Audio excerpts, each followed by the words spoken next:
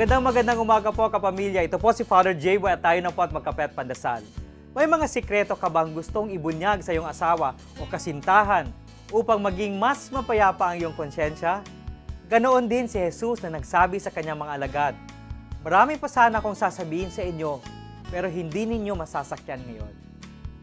Ibig sabihin, may mga nais pang ibahagi si Jesus, ngunit hindi pa handa ang kanyang mga alagad. Ngunit may hahanda ng Espiritu ang puso at isipan ng mga alagad upang maunawaan ang mga katotohanan ng itinuro ni Jesus kasama ang iba pang bagay. Maraming mga pagkakataong nais na nating sabihin ang isang katotohanan o isang pangyayari, ngunit alam nating hindi pa handa ang taong babahaginan natin.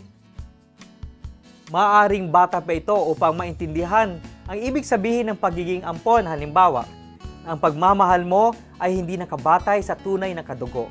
O bago pa lamang ang pagkakaibigan at wala pa sa tamang lugar upang makita niya ang pinakarurok ng iyong pagkatao.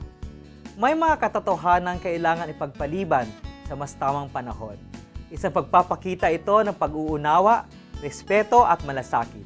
Pagdasal natin na laging hangad natin ang mas makakabuti sa ating kapwa.